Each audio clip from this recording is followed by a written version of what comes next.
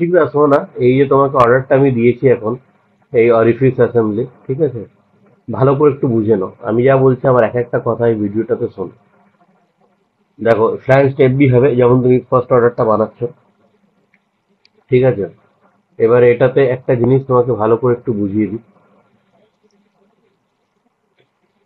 এইটা হলো একটা ফ্ল্যাঙ্ক, এটা হলো আরেকটা ফ্ল্যাঙ্ক, এটা হলো অরিফিস প্লেটটা, আর এখানে এই যে দুটো হোল হবে যেখান থেকে ট্যাপিংটা হবে, ঠিক আছে।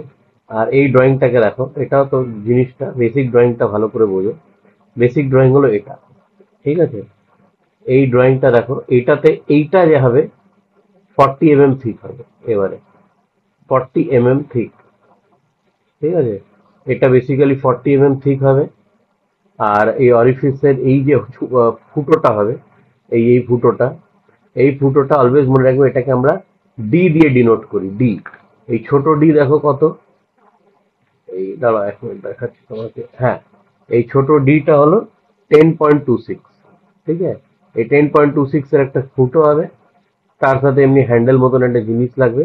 আর এই যে পি আছে, পি, এই পিটা হলো 54 mm, ঠিক আছে। তো 54 mm হবে এইটার ওডি, তার মধ্যে ফুটো হবে 10.26।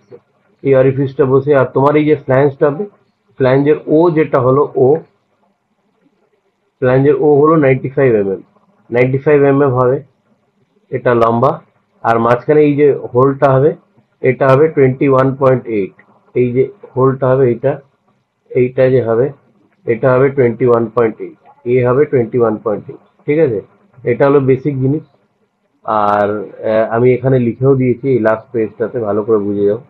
এই লাস্ট পেজে আমি লিখে দিয়েছি, ক্লিয়ারলি লিখে দিয়েছি যে অরিফিস প্লেট যেটা হবে ওটা হবে 54 mm ওডি হবে, তার মধ্যে 10.26 এর হোল হবে, আর থিকনেস হবে 3 mm, ঠিক আছে।